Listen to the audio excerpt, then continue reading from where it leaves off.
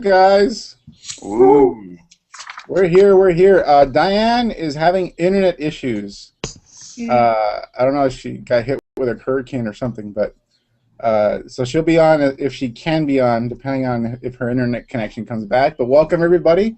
People are loading in, crowding in. We expect some fistfights tonight. I hope. Ooh. I'm feeling a little outnumbered though. Yeah, well, that's why I wanted Diane because I'm moderating. I'm like keeping you guys apart. Make sure you guys don't. Wait, are we supposed to be fighting? We're all Yeah. internet marketers. Yes. That is my trick here. All I right, honestly though, I agree with video blogger Eric Worre that internet doesn't work. no. That says video blogger Ray Higdon. Yeah. All right. Let me set up my slides here. I'm gonna go run through a quick recap of last week. Talk a little bit about no excuses and some deadlines. And for people that stick around, if you stick around to the end, we're going to be announcing a brand new speaker to No Excuses. Very exciting. And you'll wanna know who this guy is, and you'll definitely want to be at No Excuses to figure out how the hell he's done what he's done over the past couple of weeks. Where are my slides? Share screen. We're already recording, so we're good.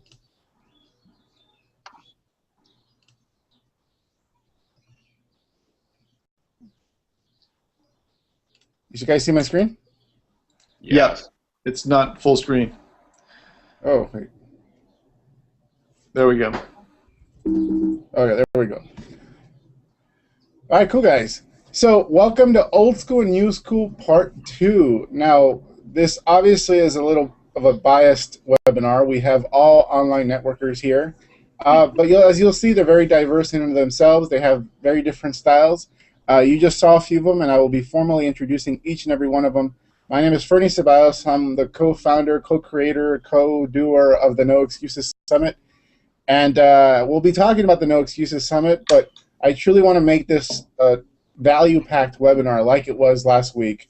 Last week we had the highest retention rate I've ever seen on a webinar. No one wanted to leave. Mainly it's because we were like duking it out and taking jabs at each other. So we're going to continue the conversation. I think everyone pretty much understands the old school way, and I'll recap it. What intrigues a lot of people, especially people new to the internet, is how online networkers actually build online, how they build a network marketing business, but not just that, how they build other streams of income, which is really where the old school folks have an issue. And it doesn't make any sense because the old school folks that had the issue also have multiple streams of income. So there you go. So this is what it's about. Internet marketers say old school is outdated, no longer works, fails to recognize trends. That's what we talked about last week. And notice I say internet marketers. I'm not talking about online network marketers per se. They may have a version of this, but I'm choosing the extreme, someone who's just purely internet marketer. And you have the other extreme, which is a network marketer. It says internet marketing is not duplicatable, unproven, is a big distraction to teams, organizations. And what I say is these both have very valid points, and I choose to say that neither is wrong. It's just a matter of perspective. Now, this webinar is not going to be for you, for anyone wishing to only make a few $100s. This is going to be a leadership level type conversation, very elevated. It's not for newbies. There's going to be a lot of concepts that you may be exposed to, which might fly over your head. If you're willing to stick through with that, then cool. It's not for anyone that's not wanting to be a serious entrepreneur. Again, very serious, high-level conversation about business models, business types, that type of thing. Anyone not willing to sacrifice for a better future. We're not going to sugarcoat anything. The fact of the matter is both ways of doing business, whether you're traditional or online, take sacrifice and a lot of hard work. There is no shortcut. And now, I recorded a testimonial video for Ray earlier today, and pretty much in that video I said Ray has no secrets. Ray Higdon has a very simple business model that he follows consistently every single day. If he does nothing, he does what he has to do for those couple hours, and then everything else is a bonus. So he has a very simple thing, very simple process, and but he works very hard. It has to be simple for me to do it. And so anyone who makes excuses for not having the life they want, this is not for you. Really, if you're the type that's telling yourself, I can't be no excuses because of this, because of that, because of the kids, because of work, because of whatever, bullshit. If you want to be there, you'll be there. And trust me, it'll change your life if you are there, as it's changed multiple lives, including one man here, which is Ray Higdon. Ray, off the top of your head, how much income do you think making that decision to go to that first no excuses has resulted in your business over the past 2-3 years? A lot. I mean, a lot. The relationships. You know, when I went there, I didn't know anybody. No one knew me. I knew, actually. I'll take that back. I didn't. There were only a very, very select few people that I knew, and the relationships that I made there, and of course, you know, some of the some of the knowledge that I got there just led me down just an awesome path. And so I'm forever grateful for that awesome event at the Venetian, right? Wasn't the first one Venetian? Yeah. That's where you were indoctrinated into the online networking way, huh? It was. It really was. You know, what's funny is, you know, I had signed up for some online stuff, and I couldn't get past like the help files, and I was just like, but then when I went to No Excuses, it was just like, okay, I gotta really get the hang of this, because this makes a lot of sense, and it was just so cool. Yep. And so you made no excuses, and so you do what you have to do, and I've seen your work, and everybody on this panel and everybody on that stage has a philosophy where they make no excuses for not having what they want. So that's pretty much the bottom line. So this is a leader level type conversation. But the leaders I really want to talk to in terms of on this webinar is network marketing leaders and top producers. That's who really this conversation is for. Direct selling leaders and top producers in the direct selling space. Internet marketing leaders, if you want to really figure out how the brain of a network marketer works and why they make the passive income that you're lacking, then you should be on this webinar as well. Network marketing and direct sales company owners or executives, if you want to really gain more knowledge as to what we do on the internet and why it's not as scary as you might think. A lot of network marketing companies are bringing down the hammer and very ignorantly prohibiting their distributors from using the internet in any way, shape, or form. I think that's you know, just Gestapo type behavior. I mean, I thought it was free enterprise, but apparently not. So I want to be able to enlighten in network marketing and direct sales company owners, executives, people that make decisions in those organizations. And bottom line is, anyone who strongly desires to be any of the above, this webinar is for you. No Excuses is for you if that's you. When I got started in this industry and I failed miserably, I was still a beginner, even though I grew a team and then it disappeared doing it the traditional way. When I got started with the internet, I didn't have much of anything. I couldn't brag about a team or an income. But in that moment, I made a decision that I wanted to be a leader, that I wanted to grow a big business. It wasn't about making a little money. I wanted to grow a big business. And so you can make the decision right now to be a Ray Higdon, to be an Andrew Murray or a Tanya Links or a Tanya Eliza. What is your name? What is the name we should call you, Tanya? You can call me Tanya Eliza. That's kind of all my branding, but it's Tanya Eliza Links.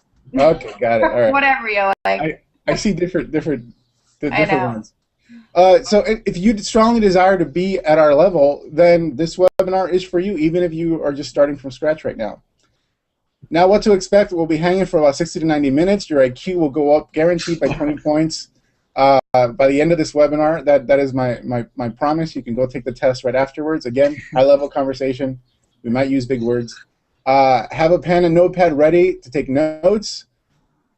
And eliminate all distractions. Duct tape your kids to the wall. Make sure they have a toy to play with when they're on the wall. Maybe some food. And you should be all set. Disclaimer, I am not a parent. I do not know what I'm talking about. But you find the best way to not distract yourself. So tonight's combatants are right here. You've already met a few of them. Like I said, Diane is on her way, having internet issues. Hopefully she can make it. Ray Higdon, Tanya Eliza Links, and Andrew Murray. Fatal four-way match, no holds barred, anything goes. Even though they're all online networkers, and I lulled them into this webinar believing that they would agree on a lot of things. Well, I know all of them very well, and they're going to disagree on a few things, and that's what I want that to come out. I want that diversity.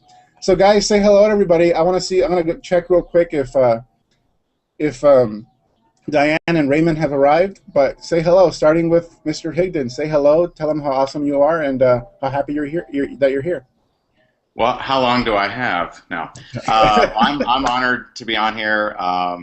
Just learned a lot from the guys on here, including you, Fernie, and Andrew, just a guru, and Tanya, just unbelievable producer. So I'm excited to be on here, and thanks for having me. And let's see.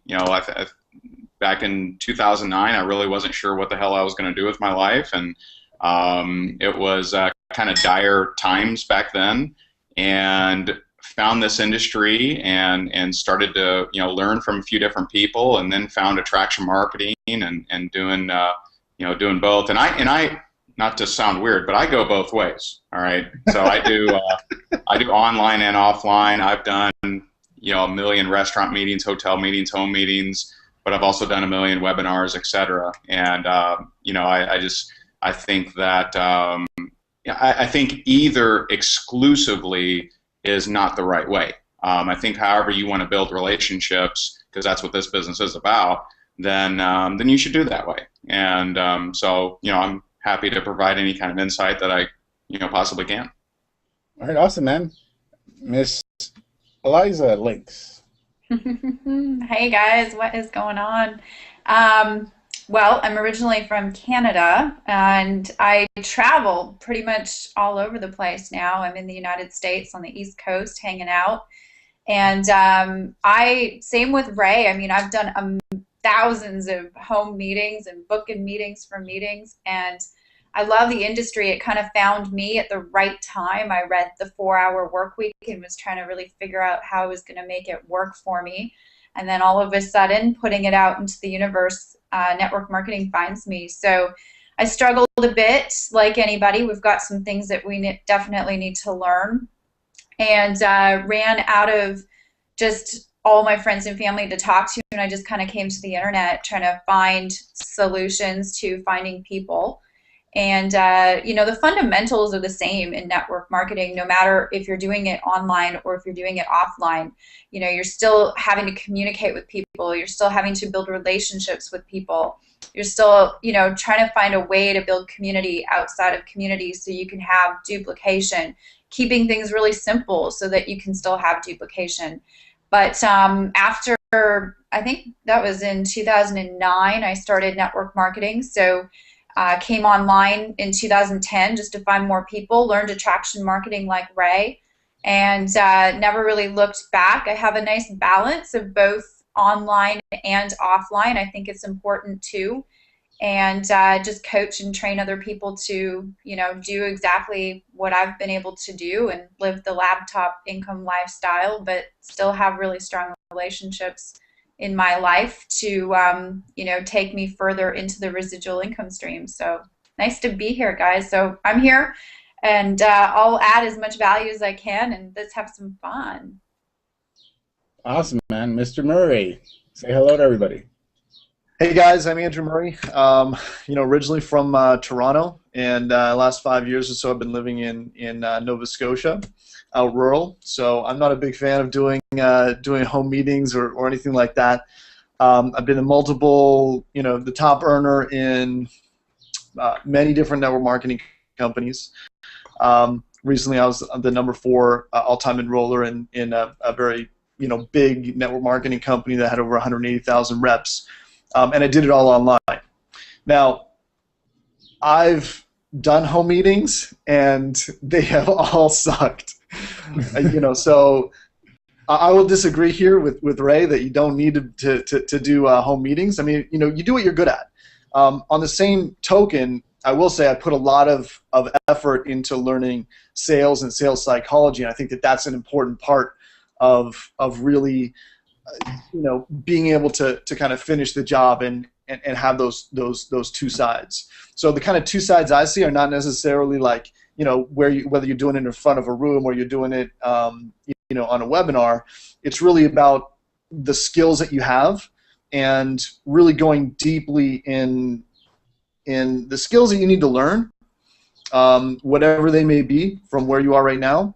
Those skills, if you really invest and you go deep, you look at the very successful people have gotten very good at those, whether that's building a B business, building a funnel, or speaking or sales or whatever it happens to be. Well, awesome, man. And glad to be here. And finally, and one more thing, yeah. So I actually started oil painting a couple years, so I'm actually in a hotel room, and that's why it looks like this. Otherwise, you'd probably see, my whiteboard or maybe one of my paintings behind me. Well, I'm in a college dorm room apparently, so. All right, finally we have Mr. Raymond Fong. I was saying Ray Higdon. Ray Fong, man, a few words. Say what's up, man. Hey, what's up, guys? How's everybody doing? Good. As you'll see in the back, Ray has a giant mirror that he writes on, but it's a mirror so he can look at himself at the same time while he's writing at him. Right? It's a perfect scenario. I write like this. I'm like flexing my bicep. I'm fighting. He reflects. It's awesome. All right, and as you probably know, Ray and I are the color commentators. We will be inciting these people into a rage so that they jab at each other and call each other names and all that stuff. And like I said earlier on this webinar, we're announcing a new speaker for the No Excuses Summit. You will want to know who this person is, especially because of what they've been able to do over the past couple weeks, like I said. But let's hop into it. I want to actually, before we get going, I want to talk about the No Excuses Summit and why you should be there, especially because tonight could be your last chance to be at No Excuses in a comfortable way. You'll be able to buy tickets tomorrow. You'll be able to buy tickets even after tomorrow, but the price will go up again. We opened the discount for a limited time, but more importantly, our room rate at the MGM will be selling out. And trust me, you want to get your tickets and you want to book your room by tonight. Otherwise, you'll be competing with everybody that's going to be going to the Billboard Music Awards. Now, what this is about your opportunity to have online producers in the home business industry personally help you design your lead and money-getting internet blueprint, live and in person. Like Ray said, he bought a few books when he got started using the internet, and he couldn't get past the help section of those online courses. That's what this is about. It's about, one, giving you the complete education, and two, getting you into action and actually doing something. And I believe in that first event that Ray went to, he made his first few dollars online using a tip that Mike Dillard taught him. Is that correct, Ray? That is. I'm like, wow, this is really neat. So it was.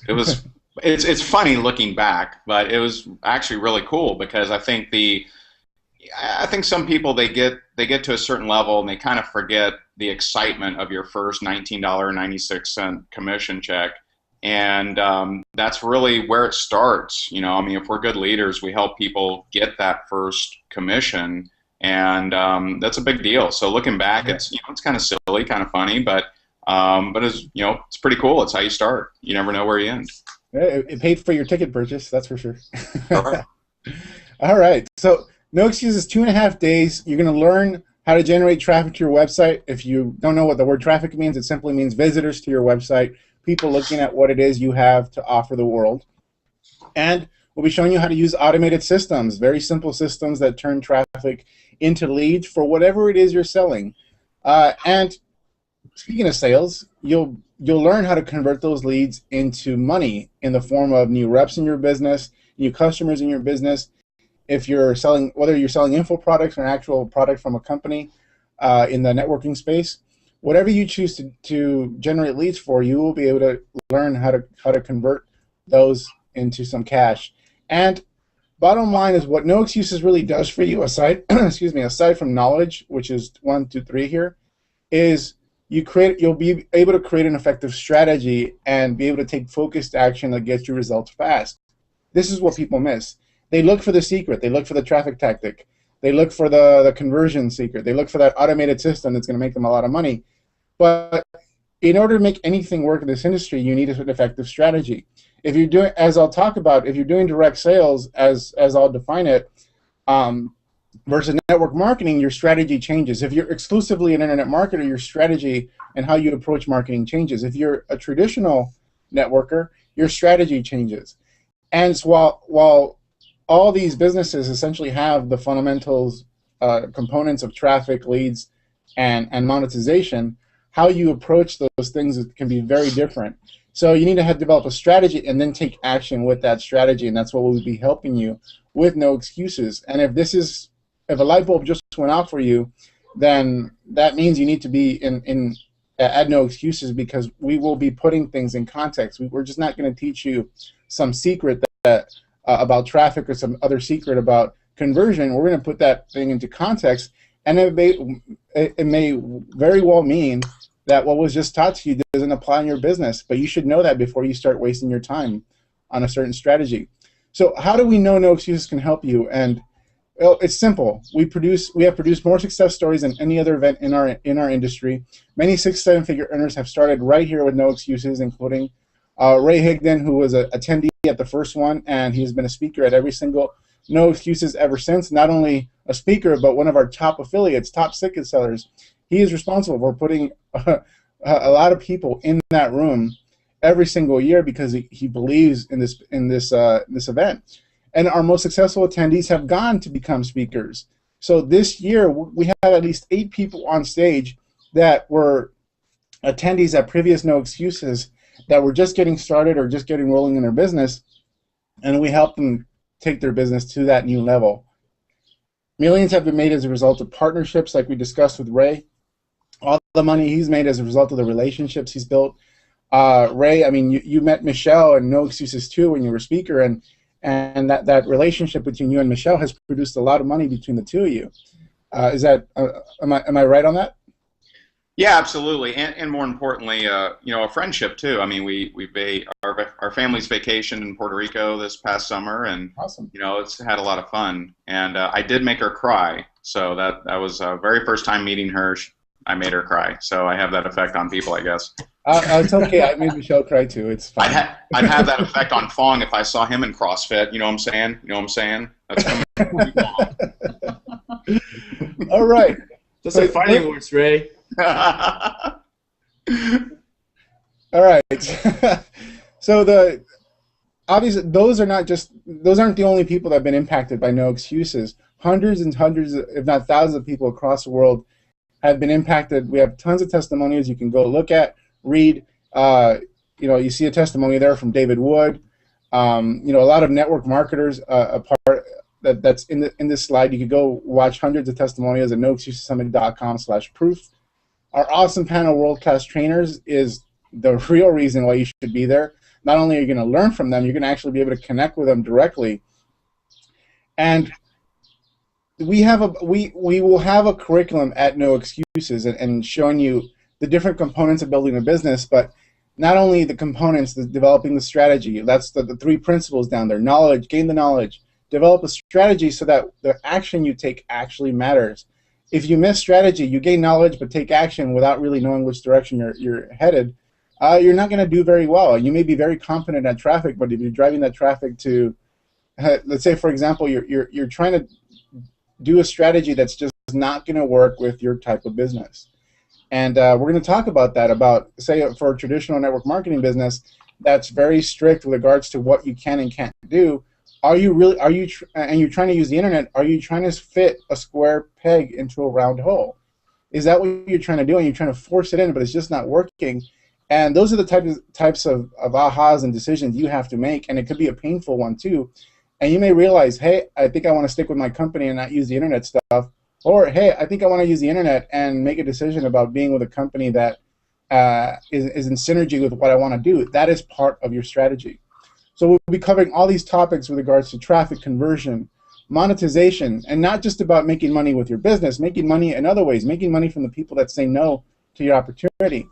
And beyond that, what makes somebody, it's funny because Eric Worre, even though he was on the side of the traditional side last week, Eric Worre is a 7-figure internet marketer. He does very well on the internet. Actually, he's exclusively an info marketer now, adding value to network marketers across the world. And the reason he's so powerful in that profession now is the same reason he was powerful when he was a network marketer, is because he's mastered the areas of leadership and mastered the areas of leverage through community building. He's built an online community.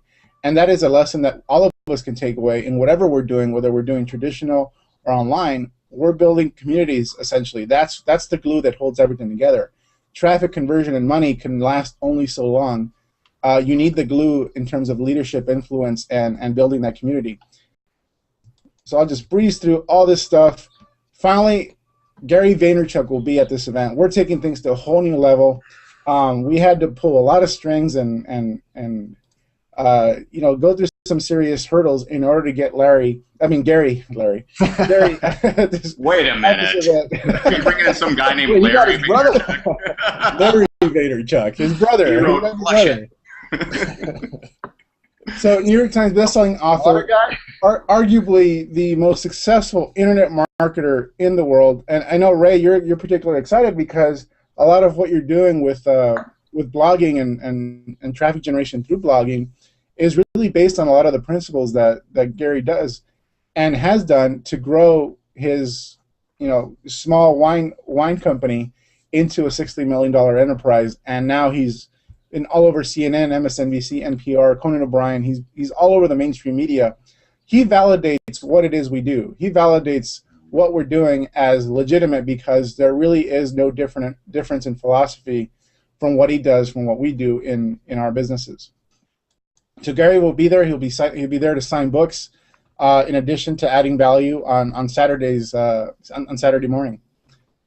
So, like I said, room block expires tonight. If you don't want to stay at the Circus with killer clowns hovering everywhere, you want to be at the MGM with us. You want to get your ticket tonight. You want to get your discount, your room discount. Otherwise, you'll be looking on Expedia, and who knows where you're staying. You're probably not going to stay at the MGM because the Billboard Music Awards have basically sold out the entire hotel.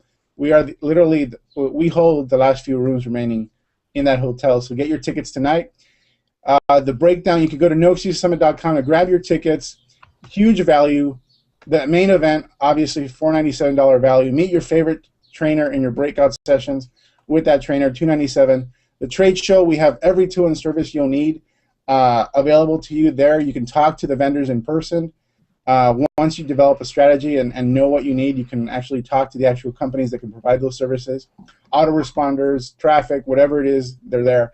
And No Excuses 1 and 2 recordings. You'll get that if you take action tonight on top of the discount, on top of everything else. Total value, $2,000.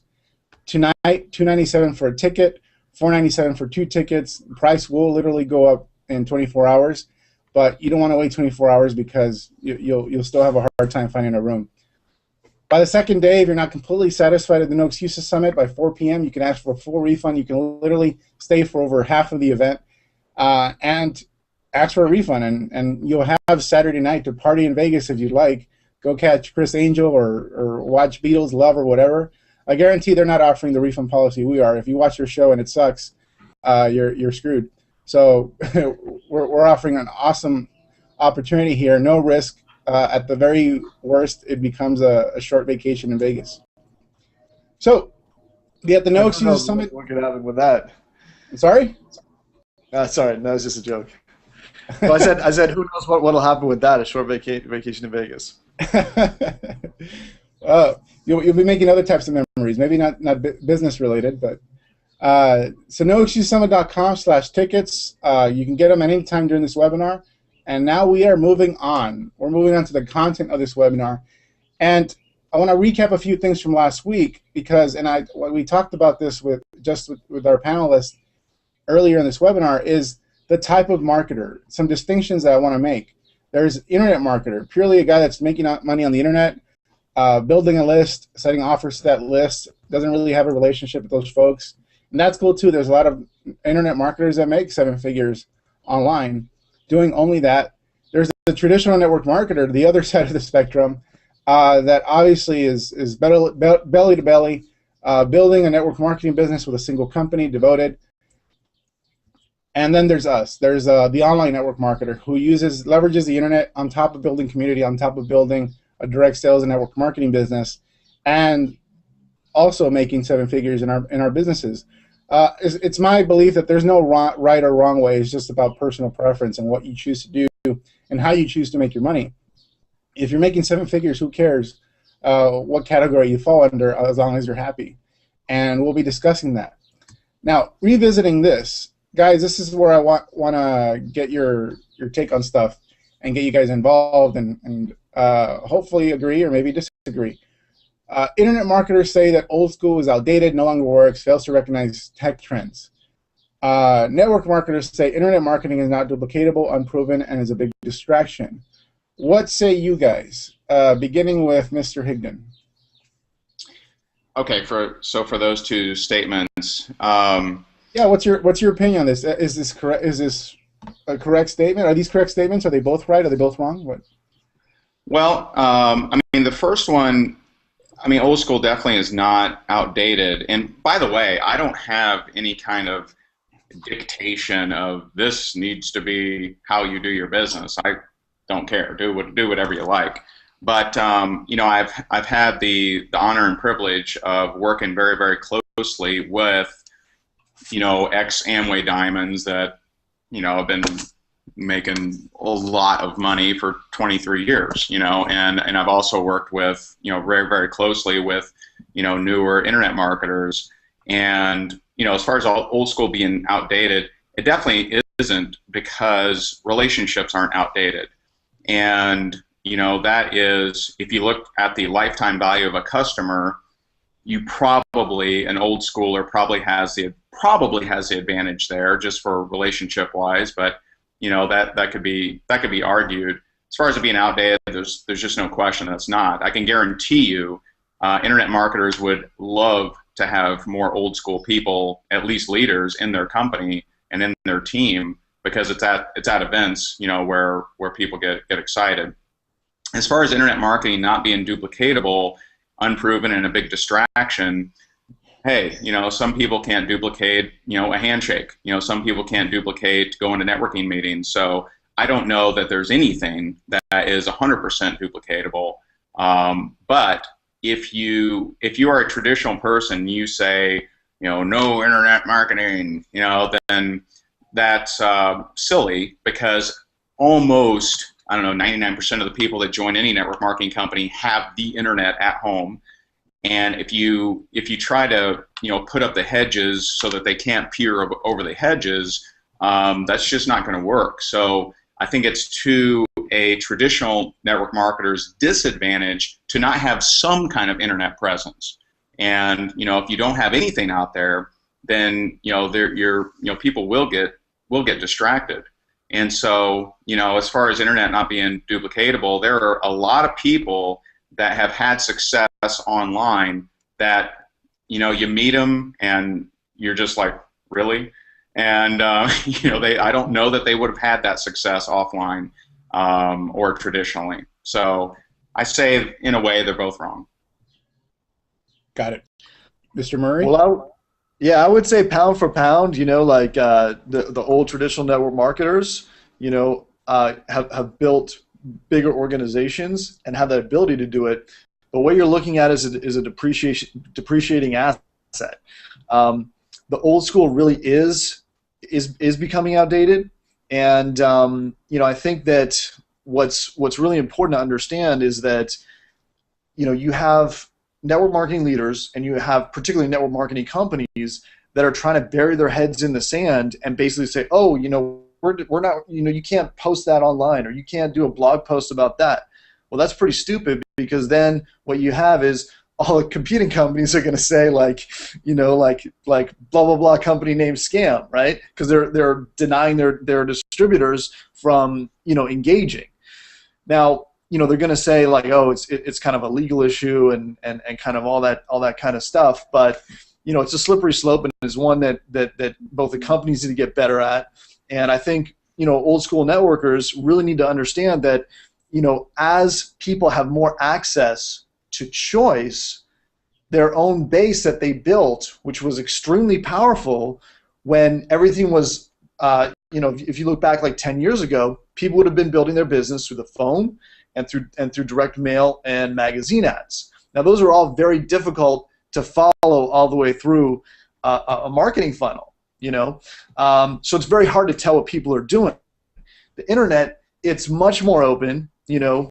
I'm probably on people's lists on this panel. They're probably on my list. I mean, it's very easy to follow what people are doing, and their competitive advantage was in the fact of, you know, running a classified ad because you don't know who's running it, you know. So you could really do stuff and kind of be under the radar. Mm-hmm. Now, on the other side, network marketers, you know, they basically say network marketing is not duplicatable. It's a big distraction. It's a big distraction, but the fact of the matter is if you pretend it's not there, those people are going to get distracted anyhow if you're not bringing that leadership and that community to the table.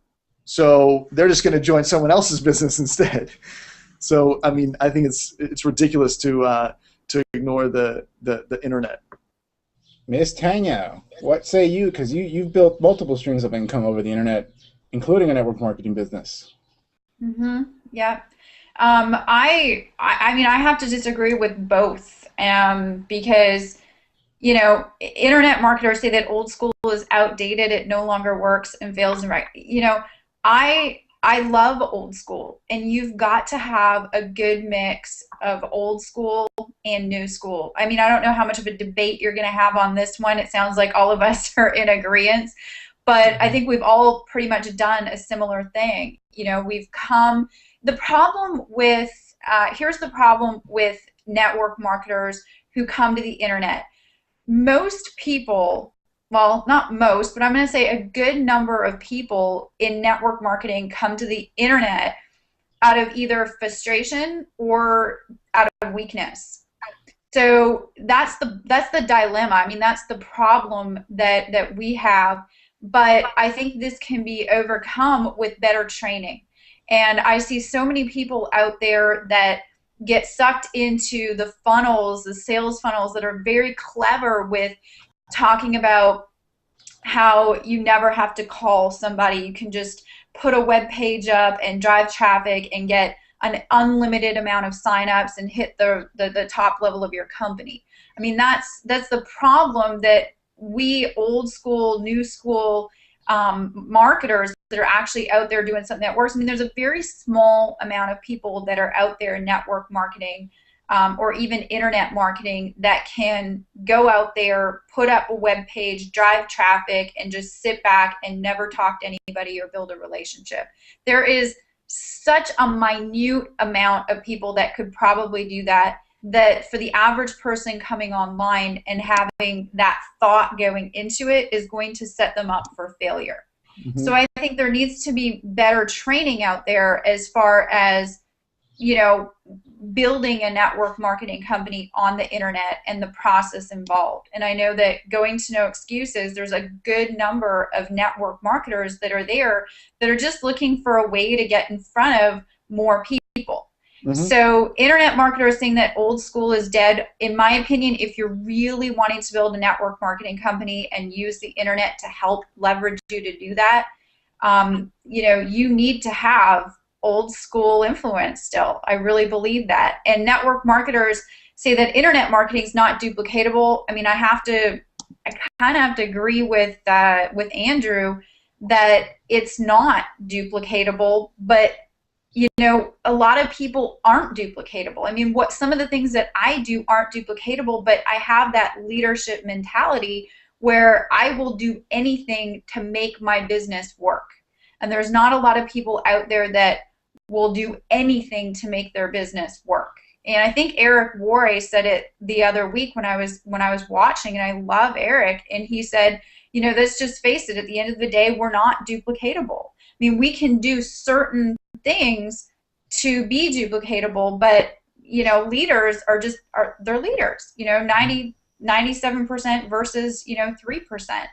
However, you know, and here's a story, a very, very short story. When I started internet marketing to build my network marketing business on the internet, my upline told me, do not do it. It will never work. I got made fun of. I was actually the black sheep of the team. So I went from being, on stage doing some trainings to basically don't talk to Tanya because she's going to get you into this thing and it's going to be confusing and you're not going to build your business. I think it's out of ignorance, and I also think they're not at fault. It's just they don't know. They don't have the knowledge to share with the team yet on a proper way to use the internet to make it happen. So after I spent some time learning how to do internet marketing for my network marketing business, I started to recruit. I started to recruit a lot of people. I was talking to people in Texas, and I'm in Canada. I'm talking to people in Florida. I'm talking to people in Michigan, all over the place, and I'm recruiting people, and I'm building my business outside of my community. And I had my upline call me up and say, "What the heck are you doing?" Now, I had to take a step back in my business, like 3 months of learning $1 million skill of using the internet, but now forever my business will be, grateful for. I mean, my leadership skills are now very, very much, expanded because of it. And I have people that specifically come and they want to learn internet marketing for their network marketing business. But I think we have to be careful with how we put the message out there, and not put too many bells and whistles on it. I mean, there's some really good things that you can do as far as putting new school and old school together. So I disagree with both statements. I think, internet marketing is duplicatable to a certain extent, and we can put steps in place as a leader to allow people to have success. Just depends on how we do it with the right training and the right philosophy going in. Right. And my view, well, before I get to what I have to say, Ray, did you want to add anything to? Yeah, I mean, I think we have to be careful in terms of what we consider or ask to be duplicated. People are not duplicatable, but certain actions we take are duplicatable.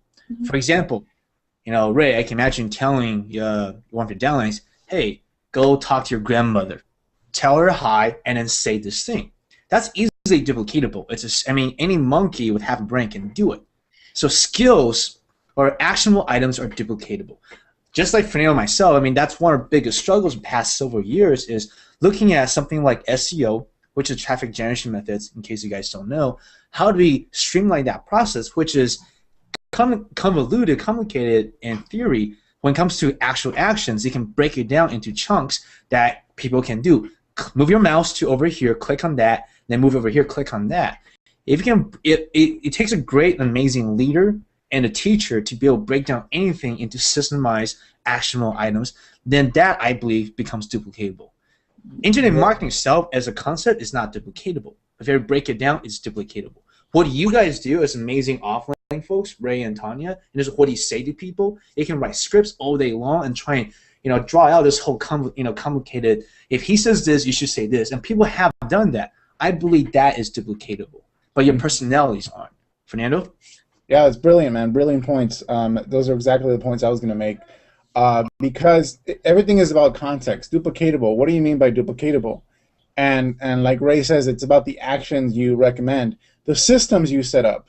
And what this conversation over the next hour will be really about systems.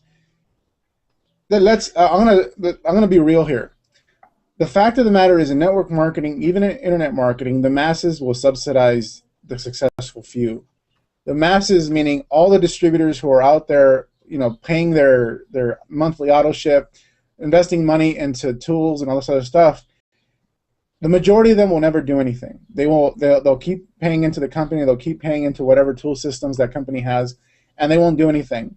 But that revenue is what gives the opportunity to the people that are action takers to be successful. If not for those masses that are essentially subsidizing those successful few, our business model, but not only our business model, our world will not exist. Internet marketing, it's like it wouldn't be worth it for us as internet marketers and consultants and product creators to have only people that are successful by our products, because you don't know who those people are. They come out of the woodwork, and we just accept 95% of the people will just sit on it. They'll put it on their shelf, they'll leave it on their computer, and won't do anything. But we do it for those 5% of unknown people that actually will take action. So if you're somebody that's not doing anything in your network marketing business or in your internet stuff, then you have to face the fact that if you're not succeeding, you're the one that's subsidizing the people that are successful. And that's say it again. No, I thought it was really really key what Tanya was saying about weakness and that not being duplicatable, because at the end of the day, I know myself, when I came into this industry, I didn't have any skills. I didn't have talking skills. I didn't have marketing skills. I didn't have personal development skills. I was like the most unskilled person. But I had persistence. I learned persistence early on, and I learned that if I just, wanted to figure this out, I could do it. And I was resistant to a lot of things. For example, I was resistant to even going to events, because I'm like, I just don't need to spend that. I don't really need to go. And I was with a top tier company called Emerald Passport a long time ago, and I skipped their first event, and then I went to their second event, and that was a huge breakthrough for me, because it opens up a different kind of ability. It opens up experiential knowledge, which is really key, because people are so used to learning in school, right? Or learning from they buy a training course, but they're not able to put it into action. And it's really being able to kind of be in a place or be in a situation where you can have feedback, where you can have experiential learning that breaks that open. Right. Now, Andrew, was this a hidden plug for No Excuses? Is that what you're just doing right now? No. I'm just kidding. No, but I'm going to be at No Excuses. So. Not at all. If people want to, the hidden plug was what I just said. No, one thing I want to add to this is this is my view. Both are valid points, but this debate actually solves nothing. The old school versus new school, and we hinted on it about systems and duplicatable actions. Before anyone starts saying what is better, what is not, you have to follow the money. What type of business are you in, and where is the money made? And this was a point of contention last week, and I want your opinions. Essentially, the three business models that we have a choice of taking part in what we do as online networkers. Some of them participate in all of them. There's network marketing. There's direct sales, and I have a specific definition of direct sales. In network marketing, the big money, if you want to make a lot of money in network marketing, it's into duplication and getting people to take the actions that will expand the volume in your organization and expand the number of people in your organization. You don't get paid to recruit in network marketing. You may get paid some upfront cash if the person you just brought in buys something, but there's little to no upfront cash. The big money is in growing a big team. Would you guys, real quick, agree with that definition of network marketing as far as how money is made? Yeah. Yeah, for the most part, yeah. Yeah. Tanya? Yeah, for the most part, yes. We spent like a half hour last week on with direct sales. This is where I need to define direct sales, because this is where a few folks got stuck. I'm not talking about Mary Kay. I'm not talking about Princess Bride.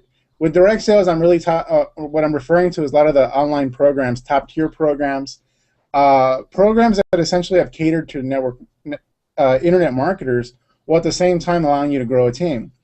In direct sales, the big money is in upfront personal production, being able to sell a lot of money up front, where you paid 50% or more in commissions for your own personal production. The rest goes to the company or somebody else. But there's little to no residuals in helping people in depth. Like, basically, you're not going to get paid beyond a couple levels of people who are distributors in that company. And we tried not to name names last week, but I'm just going to name a few examples because I think it'll help a lot of people, not because I'm endorsing any one of them. Early in my days when I got started, I got involved in direct sales when I got online with a company called Carbon Copy Pro, and specifically that was a system for wealth masters. and it was top tier, meaning you made one sale, you made a ton of money up front. You made anywhere from $1,000 to $9,000 for a single sale, and at that point, you didn't care if the person you brought in duplicated. Now there's things have evolved, and now you have the 100% commission business models. You have Empower Network, Pure Leverage, Newcopia, and all these other companies who are sprouting up. I consider that direct sales because I can bring a lot of people into the deal, make a lot of sales up front through my own marketing efforts. If none of them duplicate, I can still make a lot of money. And that's been the key to those business model successes. And that's why I define them as direct sales, and how they really differ from traditional network marketing, that's why I don't like to call those opportunities direct sales. I don't like to call those opportunities network marketing, even though some of the people in the company may, because the strategy on how you build is completely different. If you're a big traffic generator and get a lot of leads, you can make a lot of money in that business. If you're a traffic generator and get a lot of leads, that doesn't necessarily equate to a lot of money in network marketing. Would you guys concur with my assessments? I really want to get your thoughts on this. I agree with that as a whole. I mean, I made my start when I first started making multiple six-figure income. It was when I dropped network marketing and started doing direct sales. I also think direct sales is a little bit easier for people to get into positive cash flow. But people, by the same token, people don't understand. People coming in don't understand the pitfalls of the compensation plans and the timing, because those companies have a very different lifespan, a very different trajectory, which is important for them to be aware of too. But on the whole, I completely agree. Ray? I thought that was well said. I'm certainly not the direct sales guru, so I agree with what Andrew was saying as far as the timing of the different things, because you've seen different things be hot and and things like that. I don't know much about direct sales. Yeah, Tanya, I know you've been involved in direct sales. I think it really depends. It depends. I agree with those bullet points, but it completely depends with how you want to earn your income, right? Mm-hmm. Do you want to earn your income continually having to make sales yourself, or do you want to build more for the long term and have more of like a residual income be built up and kind of create what we would call beach money? So, and if you're both sides of the coin, you could have, a short-term investment and a long-term investment. Normally a long-term investment is less risky, maybe a little bit more work, and short-term investment is maybe a little bit more risky, and you make immediate money fast. So I'm not a huge direct sales. I don't know a ton about direct sales. I love network marketing because for me it's residual income as far as I can throw the stone. Mm-hmm. Yeah, and I will add something to this. It reminds me when I got into real estate. I read Creating Wealth by Robert Allen, and I read a couple other ones, Cash Flow Quadrant, etc. And so I got into rental properties and started buying, duplexes, triplexes, blah blah blah blah. And so I started, that was for residual income, that was for rental money, and I started taking some of the deals I didn't buy and learned that I could sell some of those deals and make big money. And I actually got addicted to that, the fast money, the big fast money, where I'd get a house under contract and sell it for 75 grand without even seeing it. And that was kind of the market more than my expertise necessarily. Having been through all that, I definitely appreciate residual income of whether you had a bad month, good day, whatever, money coming in each and every month. So I'm way on the other side of focusing on residual income. Oh, awesome. So the thing I want to get across to people that are watching this, because we're making a lot of points, I have enabled the Q&A, so if you have questions, submit your questions. We'll take them as we go during some breaks that I'll have, and definitely take them at the end of this webinar. because we want to make sure people are understanding. Again, we're having a pretty high-level conversation about business models. That doesn't mean we don't want to answer your questions. So submit those questions. We want this to be interactive. Now, going back to the business type. So I think we got it pretty well dialed in, the different business types. And I also added affiliate marketing there. But I would lump that into essentially direct sales because there's not much a difference. We're directly selling something, getting paid upfront for our efforts with little or no commissions. There might be some two-tier affiliate programs, but that's pretty much about it. And really the philosophy for direct sales and network marketing, for direct sales and internet marketing, is very similar. We're getting paid upfront for our efforts, for our marketing efforts. The better marketer you are, the more money you can make. That's why so many online marketers have become direct sellers. The problem is, and I think this is a problem in the online space, a lot of those direct sellers, a lot of those people have made a lot of money in direct sales and not very much money in network marketing, have labeled themselves as network marketers, and they've labeled their training for network marketers, which I think is disingenuous. And so that's where the reason I say that is because I want to get into the type of marketers that exist. Internet marketers, I'm going to gloss over this stuff because we covered it already. Most seven-figure internet marketers, there are many people who make a lot of money in internet marketing, will choose direct sales over MLM because they can make a lot of money for their upfront efforts.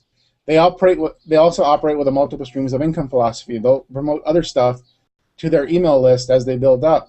And really, they have little to no faith in anything outside of their control. They don't have faith in a network marketing company being around for more than a few years. They don't have faith in their direct sales company being around for more than a few years. And Andrew, you talked about this, but the longevity, because the track record for direct selling businesses, even though you can make a lot of money in a very short period of time, is that these opportunities haven't lasted more than, say, 5 years at most. That's the track record. That's the truth.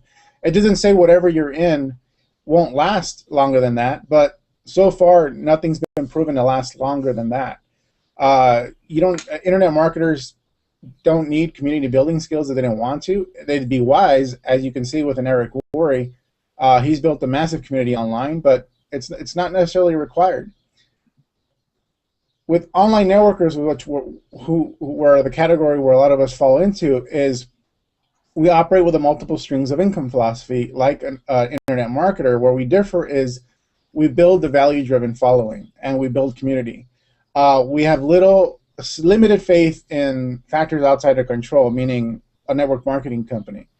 Ray's been very a strong leader, is the leader in Numis Network. And he's as loyal to a company as I've seen anyone. Yet, I'm sure Ray, comment on this if you mind. You're not depending on that one company in order to determine your financial future. Should 5 years from now something happen and that company's not around, you've created a business model, no matter how much you love that company, that can ride out that storm should it happen, right? Yeah, absolutely. And no matter where you go, there you are, sort of thing. So I have really focused on my brand and my business. And last year, I was able to surpass my my network marketing income actually with my own personal product sales. And that's something that is cool. And it's not residual, being that, I still, I blog almost every day, and that brings traffic in, and traffic sees some of the different offers, and they, sometimes they buy. And, but yeah, absolutely, it's a fantastic, awesome, great residual income, and love network marketing, but I also absolutely love the fact that I've been able to create multiple six-figure income streams and outside of it.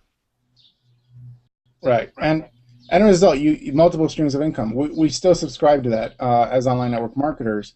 Where the traditional networker differs is a traditional networker doesn't necessarily not do multiple streams, but they have a laser focus on that one opportunity that they're building at that one time, and they build it one at a time, which is the right way. And this is where they had Lisa and Eric had a level of disagreement. When I said total faith, I changed it to trust, but really for me, it's like, who cares what the word is? You're building primarily one company, and you're building your entire seven-figure income on one company. And that takes a massive level of trust, because you're going to be building that for the greater portion of the 2 to 5 years you're involved with that company, or longer. So for me, that's putting a lot of faith that that company is going to do the right things over the course of those 2 to 5 years. Would you guys agree with that? That a traditional networker pretty much puts all their eggs in one basket, as a result? Yeah, absolutely, because they have to be selling that vision, and they have to sell it just completely entirely.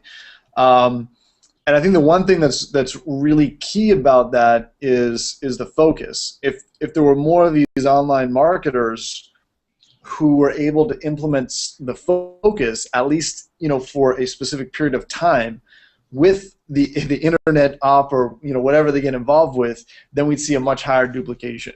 Mm-hmm. Yeah, Tanya? Yeah, I mean, traditional network marketer, total trust in their primary company, which, I think instead of putting total trust and faith in your primary company, you should put total trust and faith in you, like personally. Yeah. Well, that goes without saying. But if your income you're making at that one moment is primarily coming from that one company, there is a lot of faith and trust that you're putting in the company owners and the people that are running that company, that it's going to be around. Because at some point, the goal of a network marketer, this is the dream they sell, so we can't deny that's not what they're selling, is a residual income that can last a lifetime, a walk away income. Now, is that a fallacy, or is that possible? It's a fallacy. Go ahead. Wait, what's a fallacy? That essentially it's a fallacy that. Go ahead. I just think it's a fallacy that you can put your whole life into one company and expect them to do that, because companies have either failed through mismanagement, sometimes they've just taken the whole internet network marketing wing out of it, like in iLearning Global, and you just never know what can happen. And there's companies that have been around for years that go to business all the time, like Fortune High Tech, a little while ago, and just on and on and on. And I think it's old world thinking, much like Ray, you mentioned Rich Dad Poor Dad or Cash Flow Quadrant. One of the things that he talks about is people that would think, oh, okay, I'll just work for one company, and I'll be loyal, and I'll get my watch and my retirement and blah blah blah. And we're moving into an age where there's more risk in being an employee now. If you don't get entrepreneurial, if you don't get multidisciplinary, learn multidisciplinary skills from different people and be able to integrate those into yourself, then I think that's the most risky thing in the world. And I think it would be very risky to join a network marketing company and have all your eggs in one basket, because that's exactly what I did a little while ago, or I started to kind of go in that direction, and I almost got pinched. I mean, here's the variable I would add to that is, I think a lot of very successful internet marketers they're very used to kind of being lone wolves. They really are, in that they recognize that they're different, and they do things and figure out things in just a different way. They figure out systems and metrics and testing, tracking, blah blah blah. And when you're saying traditional network marketers, it depends on what you're saying there. Like some people would see that as someone who has total faith in a company, but if you actually dissect the most successful network marketers ever, they actually didn't have total faith in a company. They had total faith in their ability to lead a team. And so if you look at the Orrin Woodwards, if you look at the guys, they have actually been in multiple companies, but just almost their entire team moved with them. And there's a difference between, for example, you mentioned, my company, and I, been with them almost 4 years now, but my dedication is to my team. And I when people tell me, hey, I'm gonna be with this company forever, number one, they have no idea. But I tell them, I say, you stay with this company as long as it serves you, right? As long as this team serves you, as this community serves you. And I think successful actual network marketers versus Andrew MLM employees kind of is they focus on the team, and if you and there's been multiple things that have happened in the last couple of years of either direct sales having problems or a network marketing company folding or whatever, who was still successful even if they had been with that company forever, even if they'd only been with that company. Those who will never, in my opinion, just really get punched in the face is those that focused on the team. And that team knows that you didn't plan that. You didn't plan for the company to, start smoking crack or change the comp plan or whatever. They have faith in you. And so the successful network marketer, whatever the term traditional means, focuses on the team, and that team sees that person as a leader and will go, if something, selling paper clips no longer makes sense, then they'll sell cheese or whatever. But because the product isn't the main factor, it is the team that they're a part of.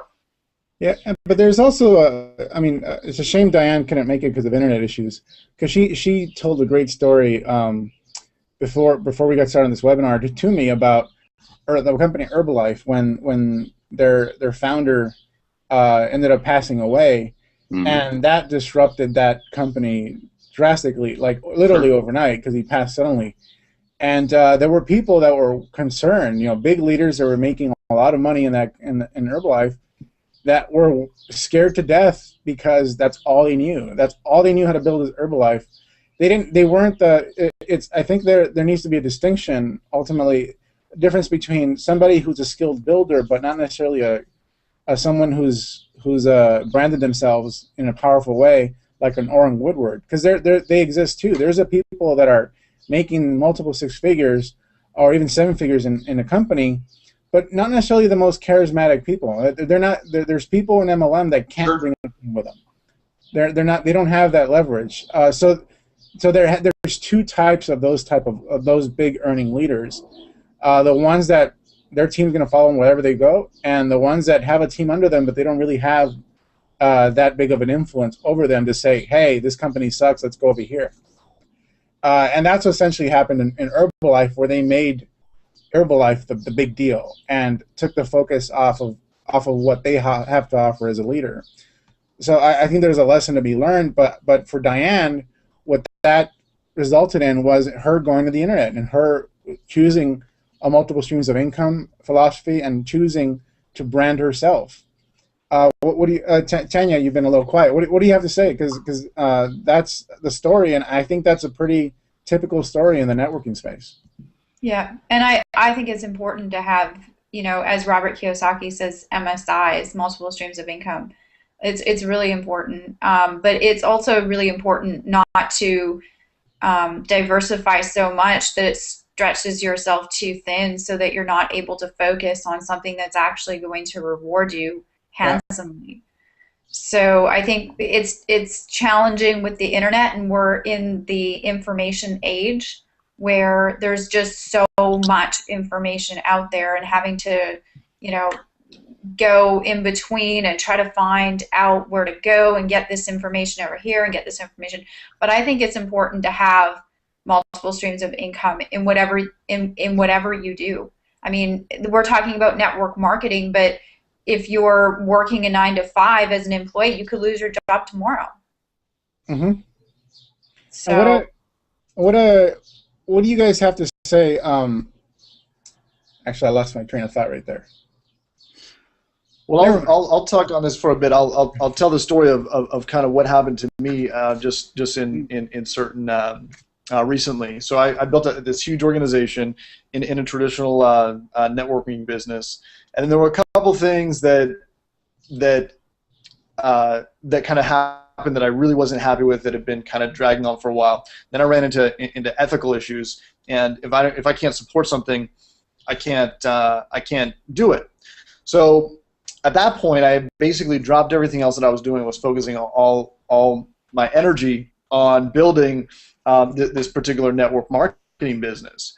And then, and Marie and I were both doing this. Marie's my wife. We were both building it, very, aggressively on the phone, all that kind of stuff. And then our son got sick, and he started having, I guess you'd say, kind of tics, where he kind of, have reactions, and we needed to kind of back off, and we needed to drop the whole thing because we just didn't have time to be doing, all those 3-way calls, because we needed to be making bone broths for him and, home cooked stuff, and, we flew him to New York to see a doctor and like all this stuff. And as I was doing that, what I needed to do was build my own, back end of the products that I'd been neglecting to kind of build the back end into, because I was focusing on building this network marketing company. But in a couple of months, we started producing more income from doing that than we were in the network marketing business, and then it just went like up and up and up. And now I have a much more passive business and a much more stable business because of how I started structuring things on the back end, and how I started focusing, and there's that word again, focus, just putting my focus into something that was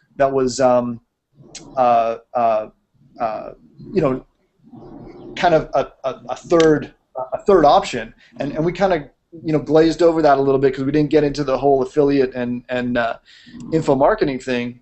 But I think that's an important distinction to make, because now I'm in the position where I can go, and if I don't have to work, and Marie doesn't really work anymore, she maybe spends an hour or two a day, but we're making more money and it's more passive, and it's all just a matter of, I think people need to step back and really think, what do they want to build, and what do they want to do, and what are they committed to do, and are they willing to do what it takes to figure out how to do that, to make the connections that they need to make in order to make that happen.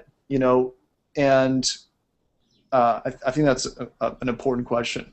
So I just thought that's a great point, and actually it's a great segue to the next slide, because ultimately what I believe is we're all making choices that are personal to us, that are personal preferences.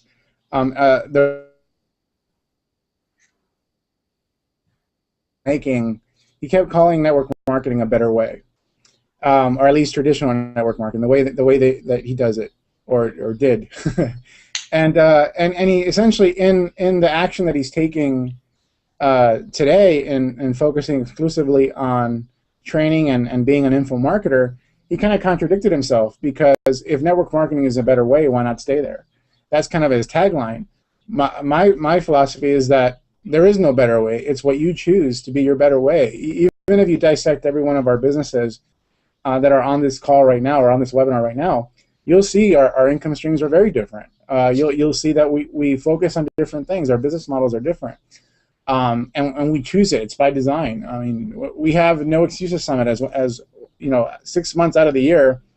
We're focused on No Excuses Summit. No one else is doing a No Excuses Summit. So obviously we found a unique way to add value to the marketplace. But regardless of what you're doing, if people are from different stripes and different business models, if they're all producing 7 figures, who gives a crap about a better way?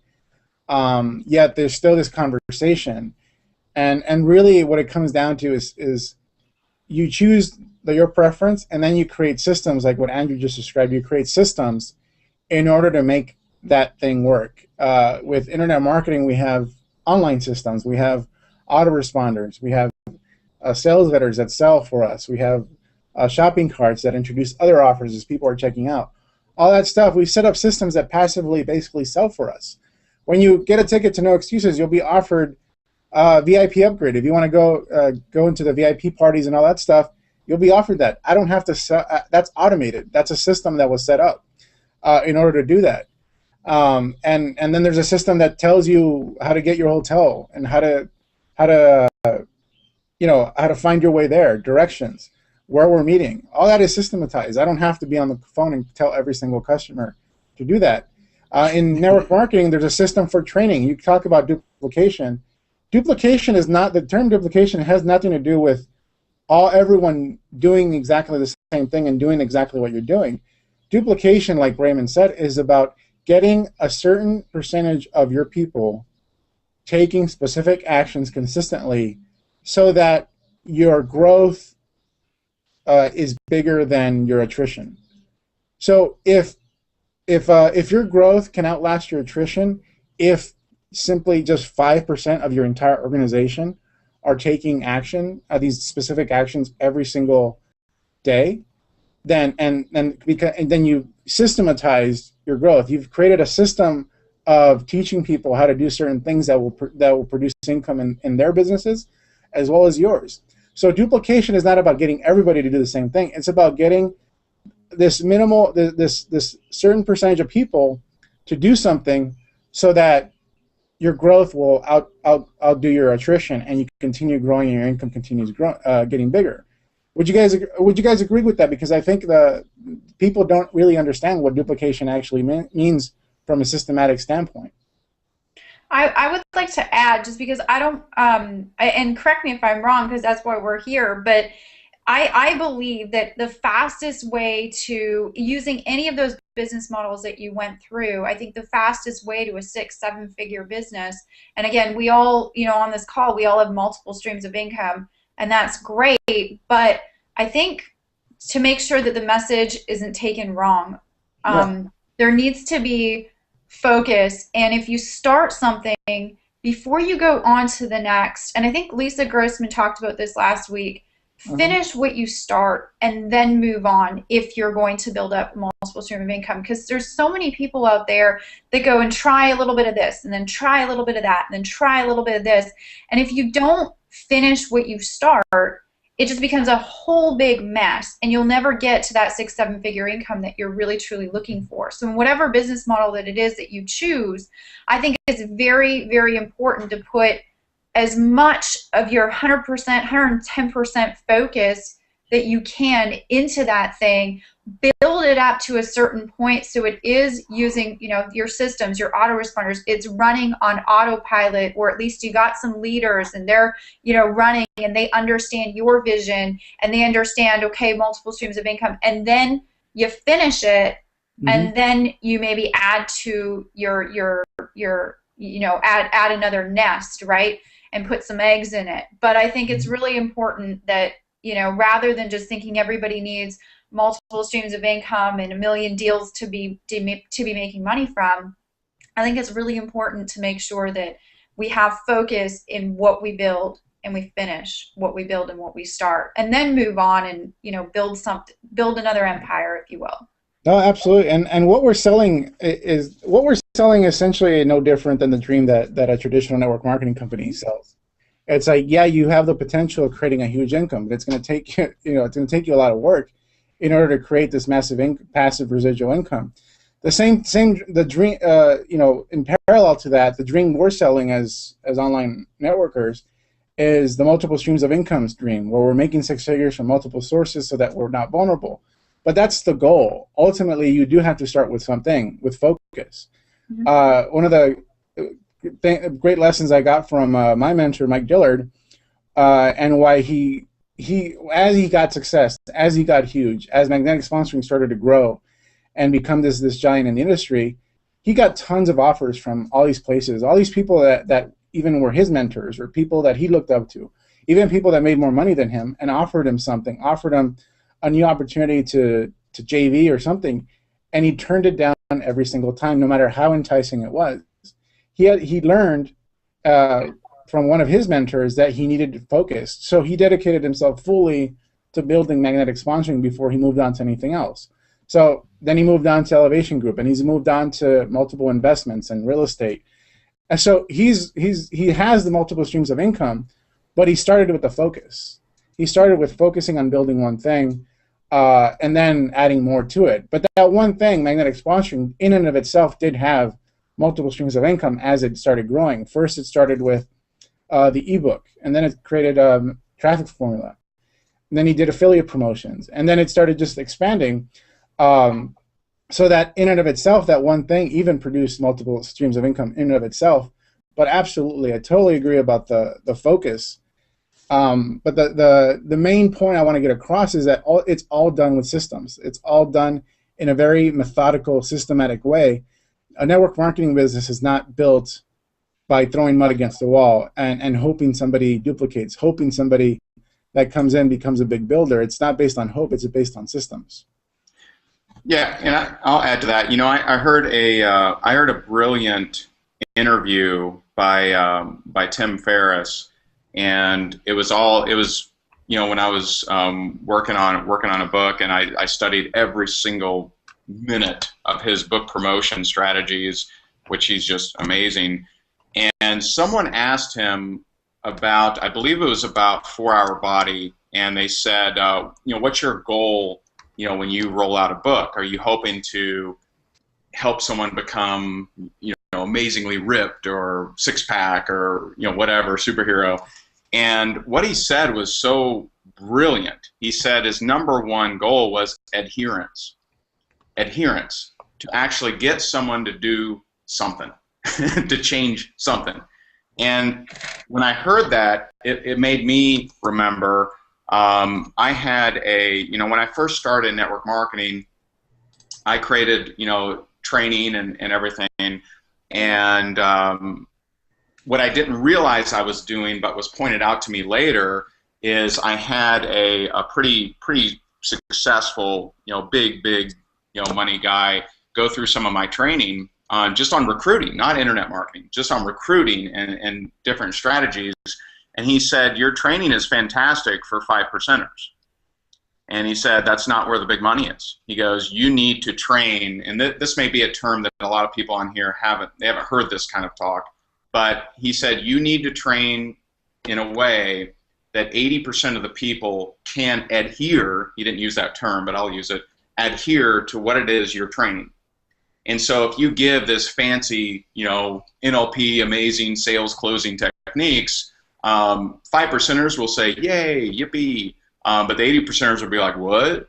But if you keep it in such a simple, you know, hand this CD to them and say this, that anybody can follow, and that can be done online, offline, you know, whatever, then that's where getting the masses to do it is going to be where the magic is. 5%ers are going to succeed. You know, there's all 5%ers on this panel. You'll go succeed, you know, if you wanted to open an aerobic studio, whatever. But it's in network marketing, it is getting the masses to duplicate. And what does that really mean? To adhere, to change a part of their life, to do something additionally that will benefit that company and that opportunity. Mastering the mundane. Yeah. Now, with regards to that, because I made the point about essentially the masses subsidizing the successful few, now duplication is about getting somebody to do something. That act in and of themselves is not going to give them enormous success. It'll give them some success, some level of accomplishment, or some that makes them stick around longer, and hopefully long enough so that they catch the big vision and become one of those 5%ers. Is that the ultimate goal? No, it's not actually. The 80%ers don't have the same goals. They're, you know, 5% of the people want to make $30,000 or more a month. I think he said 10% are happy at $10,000 a month. 80%, if they make $500 a month extra, they never really plan on leaving their job. But if they make $500 a month, that meets expectations. And, you know, that's 80% of the people. And I think too often we think, because I thought this for years. I thought everyone wants to make $1 million a month. I do. You know, why don't they? And you know, but that's not the case. They can't. That is not the goal for a whole lot of people. If you can get someone making $100 to $500 a month in at least network marketing, they are happy as can be. And you know, that is very attainable if you have simple strategies that people can follow. Right, absolutely. I guess that's kind of you know, true to a point, but you I think that kind of assumes that people are happy where they are, and I think most people are not happy where they are, and even if they get to those goals, then their goals will get bigger. But I do like that point, and I think it's really important that people learn to develop systems and think of themselves not building a company, but like Ray said earlier, I mean, building a team or building your own business. Build it around you first. Your marketing, your message, your team. People join you first and foremost. So you got to get the you stuff up, and then when you do that, your money thermostat or whatever you want to call will start to raise. Yeah, and there's a lot of traditional network marketers out there that wish they did a better job of building them, and because if you don't, if you're not, attending events like No Excuses, for example, if you're just solely in the bubble of your company and not ever getting from behind those walls, that can hurt you a little bit. It is good to give value to the industry as a whole, I think, and focus. And you should, even as a distributor, it should be your business. Just because you're under the umbrella of a network marketing company, it should be your business, and that business includes your team that you're caring for, feeding, whatever, and taking care of, and that is still your business, even though it may be under the flag of a traditional network marketing company. I'm just checking out questions, guys. Here's one. Here's a question for you guys. Are community building skills required to create a large organization, whether it be offline or online? What was that? Community skills? Community building skills required to create a large organization, and is it different whether you do it online or offline? Well, I don't know how you do it offline, but I think it's really important to build that community and build that team, because that's what people stay glued into. Because you do have people that come for the money and then stay for the feeling, and if your goal is to build network marketing and build retention, then certainly a community that people become addicted to, or resonate with, or are engaged with, is super important. I agree. Guys? Yeah, I mean, you definitely have to be able to, if you're going with the network marketing model, you definitely have to build community, and you have to be able to, at least, the cool thing with network marketing is that if you don't know how to do that, you can partner with somebody that does. And then what you can do is you can leverage their skills until you have them of your own, or some people may not want them, and they can just transfer the skills up. And that's the really cool thing with network marketing. But just think of the things that if you're a traditional network marketer, I would consider myself half and half. Think of the skills that you were taught traditionally, very old school. Go to weekly meetings, attend calls, do parties or home meetings of your own, and you can take all of what's happening there and you can transfer those skills to an online setting. So the same thing, like we had a webinar the other night, over 100 people on this webinar, and over 100 signups happen. Where can you do that? Where have I been able to do that offline?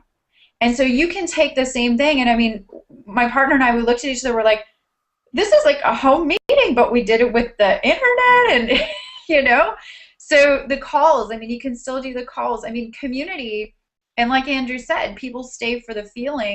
So have 5 things that you do consistently to build that community, either online or offline. It doesn't matter. At the end of the day, people want to be a part of something that's bigger than themselves, and they want to feel loved and appreciated.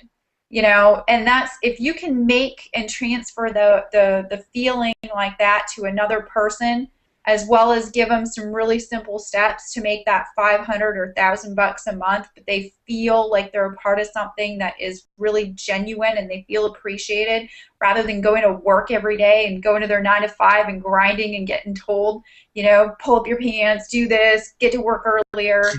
Pull up you your know, pants. pull up your pants. I Pull up your pants and get to work.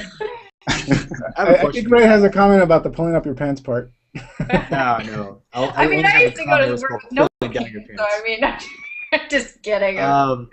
Within the context of building a network marketing business, do you think somebody can truly be successful online if they don't have any offline skills? Yeah, absolutely. I do it because you can build a community, through like a lot of leaders nowadays use private Facebook groups, and Sure. people feel that they can plug into that. I've always said that you can build online or offline. I just personally, this is just my personal opinion, I don't believe you can build a successful network marketing business without the telephone. That's just my personal opinion. Well, Some people would disagree with That's that. offline, right? So that's offline. Is that offline? Yeah. Is that you're- offline? I don't know. Offline You're is on a landline. what? You're not offline. You're on a Like landline. when you say offline, I imagine Starbucks, hotel meeting, home meetings, etc. Okay. I guess I think phone skills is offline for me. yeah. Anything that requires one-to-one, either real person belly interaction or some sort of one-on-one interaction where I'm actually in real time. Damn it! Now I'm confused. No, Yeah, no, man. I mean, I think- here's what happens. Even leaders, even internet marketers. All right, when they're fired up about something, what do? They call the other internet marketers that they know that also hate warm market. Right, so they conflict themselves immediately when they have something that's hot or the next big thing. They pick up the phone or they one-on-one communicate with all their other internet marketing friends that also hate warm market. That is their warm market. And so if you're asking, is there a way to not do one-on-one anything and build a network marketing business, I would say no. Agreed. Because at some point, me as a leader, I'm going to say, dude, you're not going to reach out to me? I've put 10,000 people into your company. You're not even going to call me or anything or email me? I think maybe the distinction, I just had a thought here. Online is more about it's a one-way interaction. When people are online, they're not at risk. They're not being vulnerable to questions, to people challenging authority.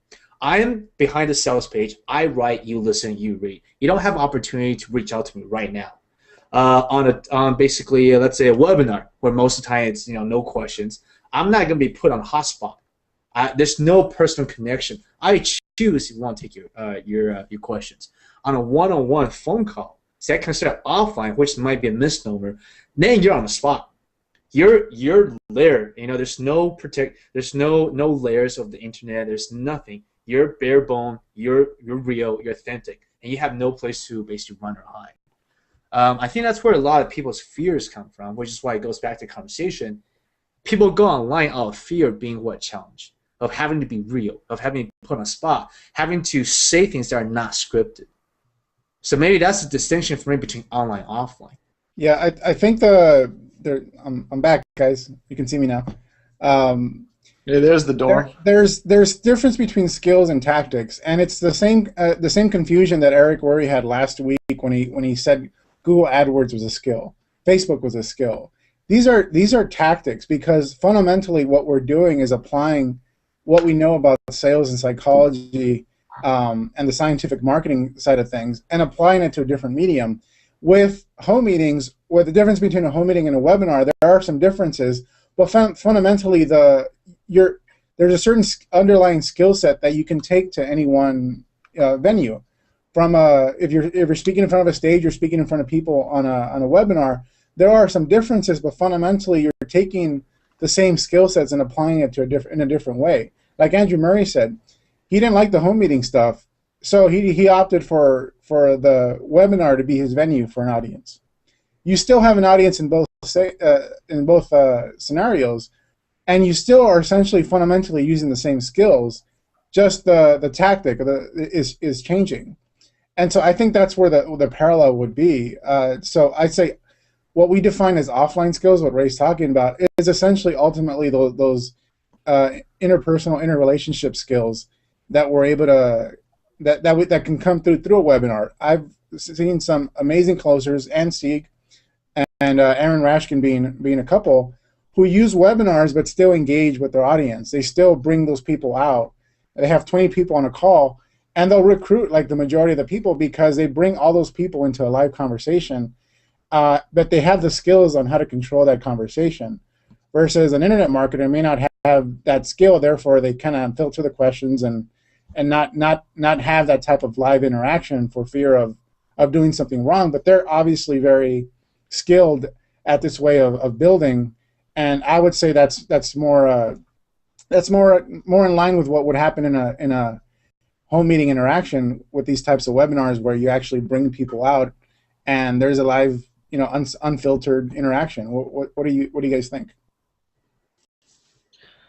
Well, I think at the whole, I mean, Daniel mentioned it earlier that online marketing in a lot of ways caters to weakness. So you have these people that are that don't want to pick up the phone, that don't want to sell, and I think that in a lot of ways that's kind of problematic because at the end of the day, the people that are going to be successful are going to move out of their comfort zone. They're going to connect with other people.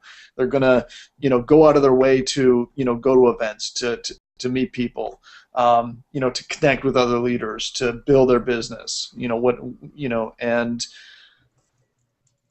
you really need to look at if you're willing to do that, then just embrace it and just do it all in. Right? And I think that there's a difference between making sales and recruiting than team building, and actually, keeping the movement, keeping the residual movement happening, and and it all really boils down to, because I know top recruiters that are out there getting the awards for recruiting, and that's great, but recruiting is one step of the process. It's duplication after that, and team building after that.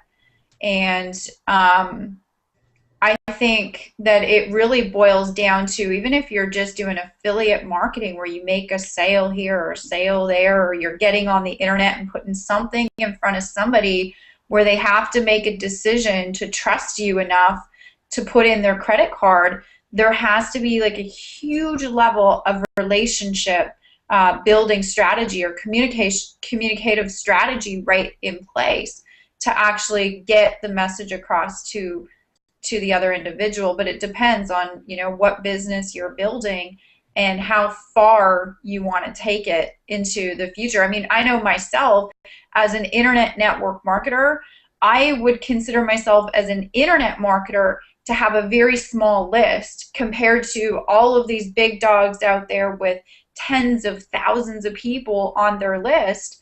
But because there's a good level of communication and a good level of relationship there, because I'm not afraid to step out and reach out to my list, that I can get more sales out of a small list just based on having that good communication and strong relationship building skill set, I guess you could say. So you can take your tactic and then mix it with your relationship skill set, and if you can do that, you can marriage them together. You can work less and earn more. Mm-hmm. Now, guys, I want to. So we've hit the 90-minute mark, and I want to wrap things up. So real quickly, I want to make some points, and then have some closing thoughts with regards to our discussion here, because we've talked about online and offline, even some kind of like misunderstandings as to what offline actually means, and for me, it's just about skill sets. The mediums by which we choose to communicate, whether it's a webinar or a phone, are constantly evolving. Eventually, now we're using Voxer. We can, we don't even have to text message anymore. We just send a voice recording back and forth like a walkie-talkie with people. The mediums are changing, and that's what fundamentally I believe traditional network marketers have to embrace. Times are changing. The underlying skill sets that people have to acquire will not change. The way you build a network marketing business fundamentally will not change. The way you do scientific marketing online through internet marketing will not change. You still have to track. You still have to track conversions and see if you're getting an ROI when you're investing. But the technology will change. The way we communicate will change. And that's what we have to adapt. And that's the hard lesson that I believe traditional networkers have to get. Because pretty soon in the next 5 years, I believe, there will be people joining their organizations that grew up with technology. There's a kid right now that's a sophomore in high school that I do martial arts with that actually is starting to learn how to program iPhone apps. He's programming as a sophomore in high school iPhone apps, and he's enjoying it. So for that guy, if you tell him if he wants to go into business and you offer him an opportunity, and somehow you're not using mobile communication as part of what you're doing, he's going to look at you like you have two heads because, hey man, this is what I do. This is what I'm good at. What do you mean I have to go have home meetings and do all this other stuff? There's kids as early as 5 years old that are learning how to program, some basic programming skills. They have toys that they're programming. This may all seem Greek to all of us. I mean, I didn't learn how to use a computer until my freshman year at MIT.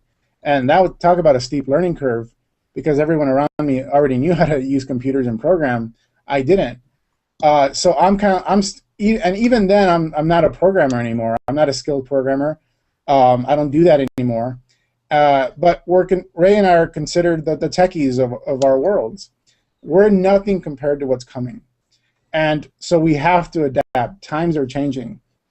And I think to alleviate some of the concerns, what you choose to employ in your business, especially as a network marketer and network marketing leader, I believe, has really to do with giving people the opportunity to leverage the internet, leverage technology to save time, to save money, but it doesn't necessarily mean that you're asking them to learn a technical skill. In internet business, essentially, the leverage it offers is it offers the ability to compress time. You know, having a webinar with 100 people is probably more efficient than having home meetings with 5 people, every single day or every single week. And it should make building a business easier and more efficient. The skills remain the same, but we're leveraging technology in order to help us accelerate our results. So efficiency for me is keeping people focused on what makes them money. In a direct sales business, it's focused on traffic and leads. In a network marketing business, it's focused on essentially creating those duplicatable tasks, those systems that allow your organization to grow. The systems should take care of the things in someone's business that don't make them a lot of money. Getting lots of leads and even arguably recruiting a lot of people does not make you the big money in network marketing. So if you have a way to generate leads for your team so that you can keep your team focused on what's bringing in the cash, then that's the ideal situation. Not that that happens all the time. But ideally, if you're going to leverage the internet, that's what it should be. So efficiency with the internet, if we're talking about network marketing, is we have these essentially fundamental 3 different steps. Get leads, get prospects, convert those prospects, and train those people that come in to do 1 and 2. In network marketing, the focus should really be on 2 and 3. And if at all possible, the way a leader can leverage the internet is to build an online system that can generate leads for their team. Therefore, you're giving your team members the opportunity to leverage the internet without asking them to learn internet marketing. Because what are they going to do? It's like, oh, hey, Mr. Leader, I'm going to go learn this internet stuff so I can generate my own leads. I was like, what for? We're doing that for here. First, learn these fundamental skills, and then you can graduate to doing those things. Right now, you already have the leverage. You're getting tons of leads. We're providing them for you. Why go to the internet? So you're solving the problem before they have an opportunity to bring it up. I mean, but there will always be those 5%ers that will say, I want to learn how to do it anyway. That's fine. Those are the leaders. But this is how you solve the issue of people going to the internet out of weakness and out of desperation because they're obviously not getting something. If somebody's going to the internet out of weakness, it's because you're not providing them the proper training in order to be strong as a leader. That was certainly the case in my case. I wanted the internet because I was sick and tired of being told, it's not selling, it's sharing. You literally have trainings. They call it trainings, but what they're telling people is like, drink it, feel it, share it. That's the training. Those are the 3 core steps. Drink it, feel it, share it. That is not training. And that's when you have people going to the internet seeking other things because you're not teaching them actual skills. So if you're a serious network marketer, serious network marketing leader, you'll create some systems. This is an oversimplification. Obviously, it's more nuanced than this. But I hope I'm getting my point across. And as a direct seller, if you're doing direct sales, like 100% commission type of model, keeping your people, what David Wood has done in his business, whether you like it or not, is brilliant because he got people focused on one thing and one thing only, getting lots of traffic and leads. And so he kept his reps focused on one, and he took care, as a leader, he made himself responsible for steps 2 and 3. And that was the brilliance of what he created, and that's why he grew so quickly. And if you're building direct sales, and this is the lesson for any company that's in the direct sales market, there's a lot of competition now in the high commission space, is the fewer things you're asking of your people, the better. But not more importantly, getting leads and then the networking skills that it takes in order to do steps 2 and 3 are two different disciplines. And so don't ask your reps to learn 2 disciplines at the same time. Have them focus on one discipline before they move on to the other.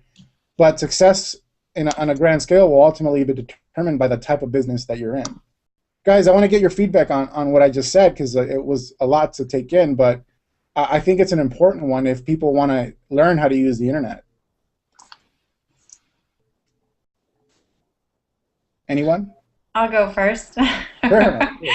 Since everyone else is quiet and I'm defeated by 4 guys. Diane, where are you?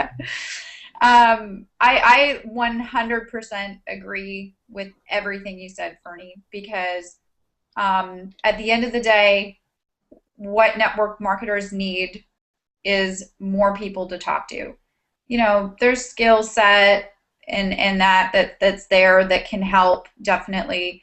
But at the end of the day, the reason why I came to the internet is because I needed more people to talk to about my business. And I knew that there was a way with using Google. There's people typing in work from home, how to make money online. How do I get myself in front of those people? And then how do I, at the point where my team actually gets to the point where they are at the same position as me, going online, searching, how do I give them the skill within the team to keep moving forward so that we can keep getting, more of that duplication? Mm-hmm. And the worst thing that we can do in our business is hit a roadblock. I mean, that doesn't feel good. That what feels good is having results and having numbers every week flood in. So how do we, as a leader in our business, how do we, get the skill set, combining both, and keep moving forward? And I know for me, I love the internet. I wouldn't change it for the world. I love it. I love it that we can go worldwide in our business if you have a worldwide business. And just think about this as a leader in network marketing. If you got really good at generating leads, and you don't need 100 leads a day to get really good at what you're doing and sponsor, 1 to 3 people a month or a week, if you will. If you get really good at just mastering the mundane, but just getting a few leads in every day that you can connect with and that you can share also with your team. If you get really good at generating leads, you can have like a lead share program for your team. So your entire team doesn't have to worry about, never running out of people to talk to. And that makes you as a leader more sought out to want to work with. Mm-hmm. So think about the skills that you can have. And this isn't, this is a more high level, conversation that we are having, but just think about the endless possibilities of using the internet. Think about, instead of having to train a new rep and go over an hour-long training with everybody that comes in your downline, that you could have a training site built with videos, and they're of you training your team. So your training never gets watered down as well as you keep building in depth. And that's called leverage. So rather than coming onto the internet because out of weakness that we're talking about, because you lack some skills that you're trying to find on the internet, use it as leverage, use it as a tool to help you get the edge in your business and really make that 6-7 figures that you're looking to make. And definitely embrace it, because it's the 21st century, and like Fernie said, it's going to get even more wild from here as far as the internet goes, and we need to be, as leaders, prepared for that, not scared of that at all. Yeah. So any other comments? We're going to wrap things up pretty soon, but yeah. Go for it, Ray. I mean, I agree with what Tanya was saying, and I mean, you have to wonder, like, if network marketing was back, before Alexander Graham Bell, would there be people arguing using the phone too? You know what I mean? And I mean, I have quit network marketing companies. You have to ride your horse. Yeah. They're trying to use this fancy contraption. It'll never work. It's not duplicatable.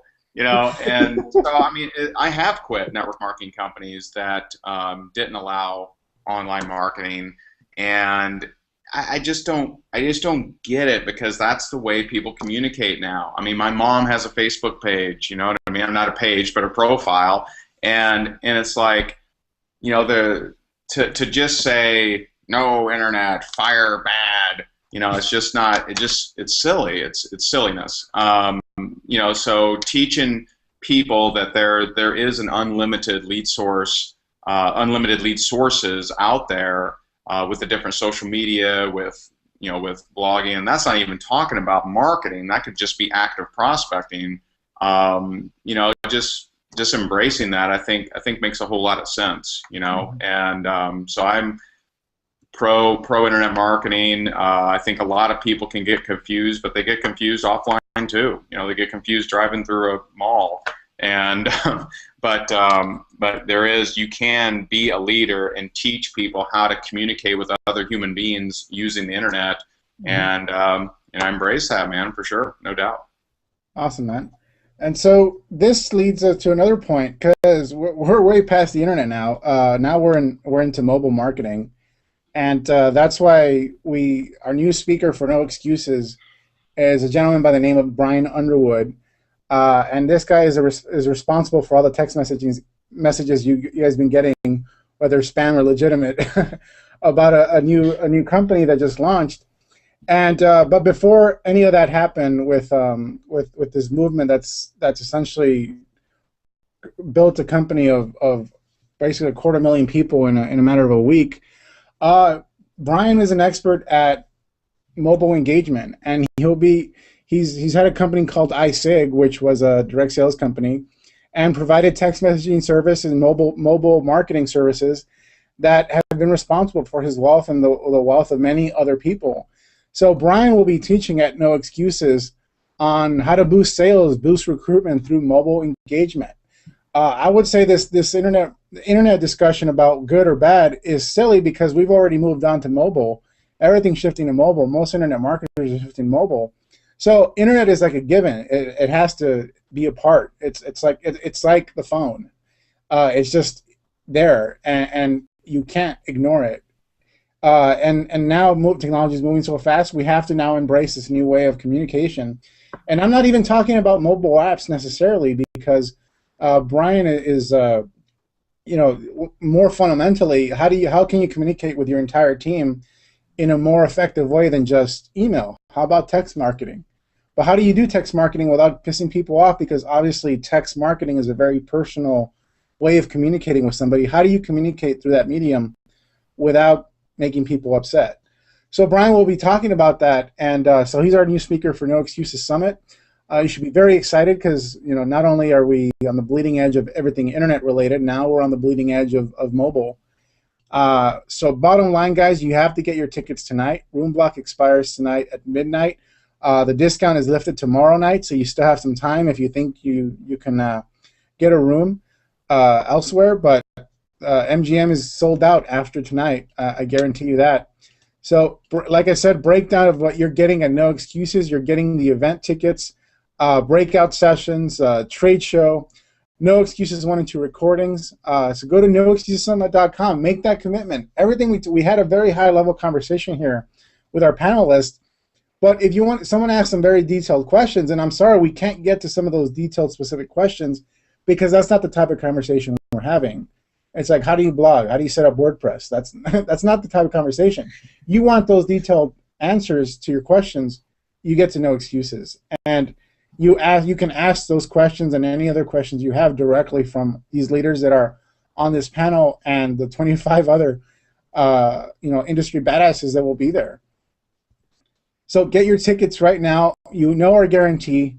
We will see you there. And I just want to get some closing thoughts from our panelists here and switch the camera back on myself so that I can see everybody.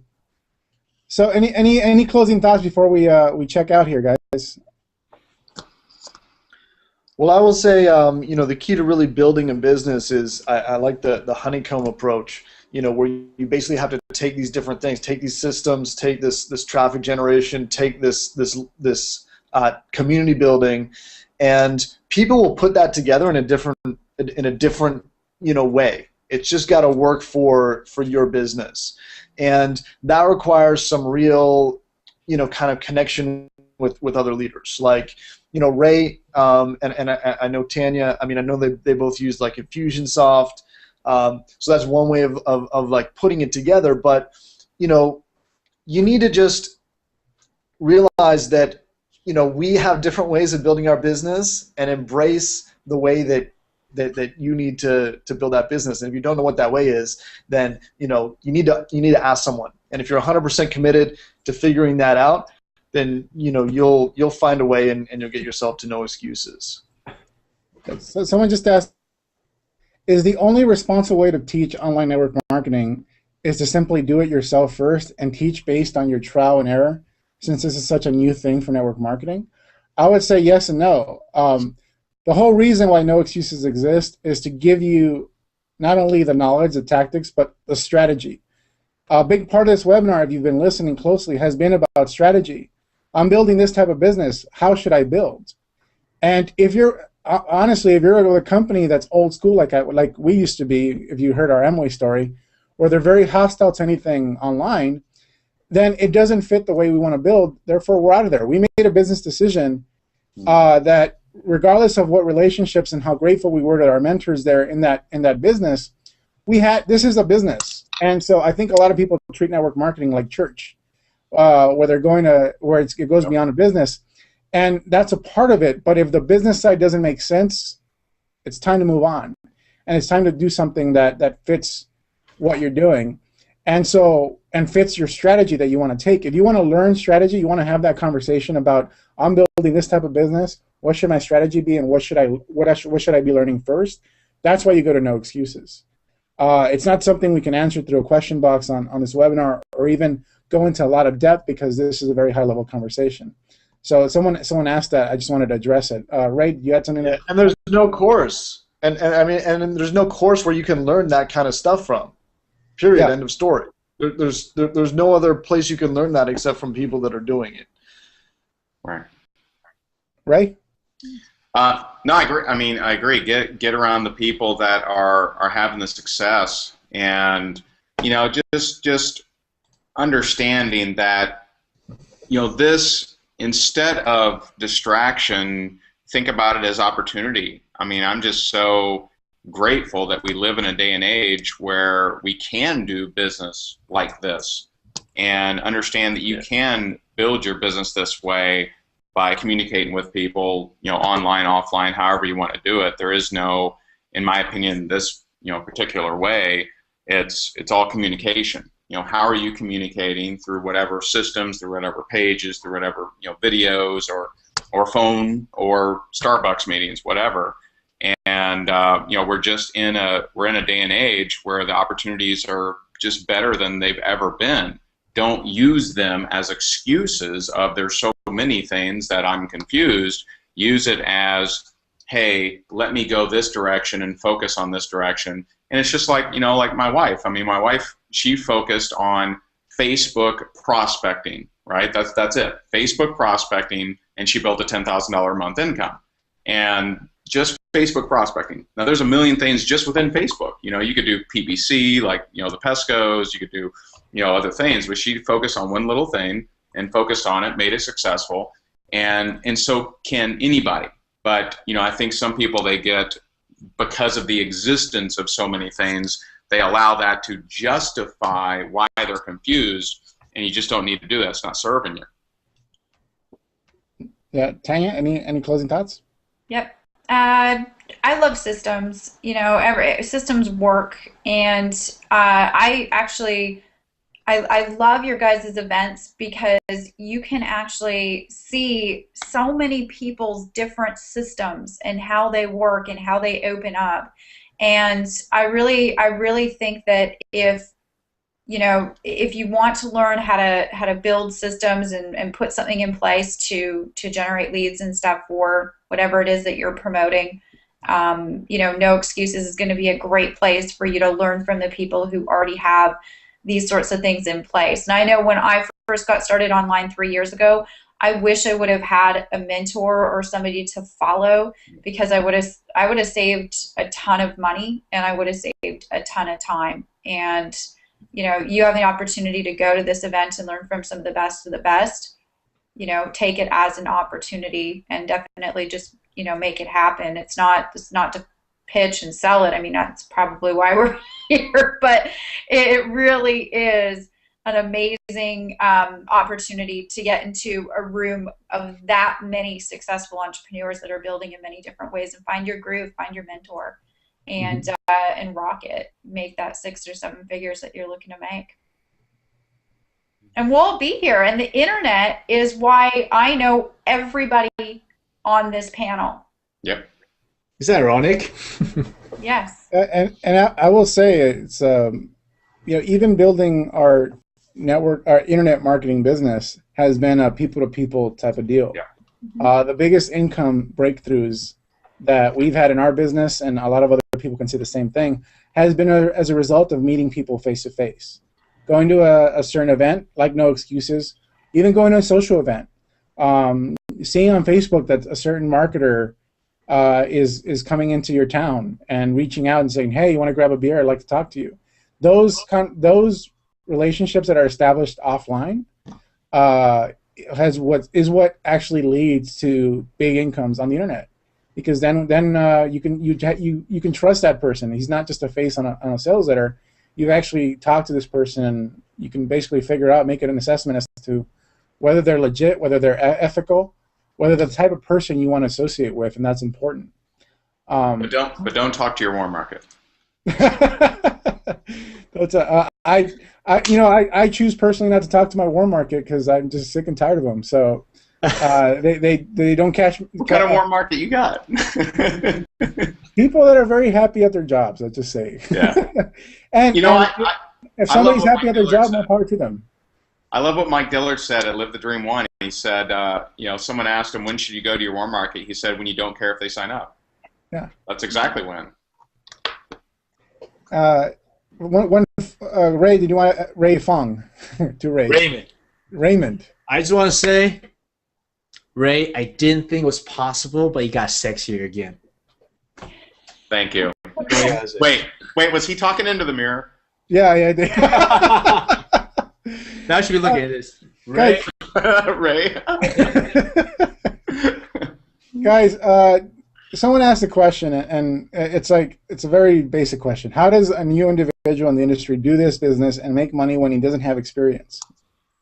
And I don't know. For me, it comes back to the principles that we've been hounding on over this webinar and over the past promotions of No Excuses, is those 3 principles: acquire the right knowledge, develop a strategy, and then take action. But it seems kind of vague, but ultimately, how do you get that? How do you get that in one place? The only place I know of where you can get that all in one place will be at No Excuses.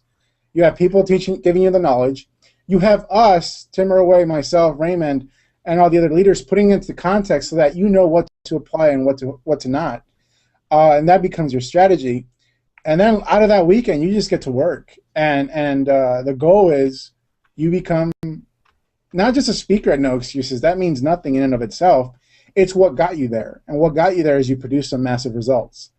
And No Excuses will not continue going on without us producing these testimonials, these case studies of people that have gone from attendee to speakers. And they continue every single year, and that's our goal, because by design, that's what we want to produce. So ultimately, it's up to you to take advantage of this opportunity to be in Vegas with us. And that's all I really have to say, guys. Thanks a lot for being here. I really appreciate the time. We went a bit long, but... What's the link again, Fernando, for people to get tickets right now? NoExcusesSummit.com/tickets. It's posted, actually, all viewers can see a little box in their viewing screen that they can click on, and it'll take them directly to the offer page. Get them tonight. You don't want to wait until tomorrow, otherwise you'll be sleeping with killer clowns at Circus Circus. I've got a bunch of people that that I need to get that discount to. So how long is that discount of $297 going to be until what time tonight? Actually, it's not till tomorrow. Tonight, the room block expires. So tomorrow at what time? Midnight. Pacific, East Coast. Pacific. I will be sitting at a bar Friday night with my laptop, and while drinking a beer. And at midnight, I will switch the button to full price. Okay. I find that hard to believe. No, you think I'm kidding? I've actually done that many times. Dude, I've done it on my phone, actually. That's the beauty of the internet business. All right, guys, get to No Excuses. You see the button there. Get your ticket tonight.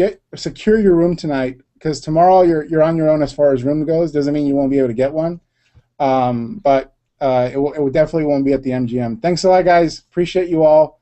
Let us know if you have any questions. I'll be posting this on our blog so that people can give us feedback, comments, and we'll be engaged and answering some questions. Have a great night. Thanks, guys. You guys are awesome. Bye. Thank you.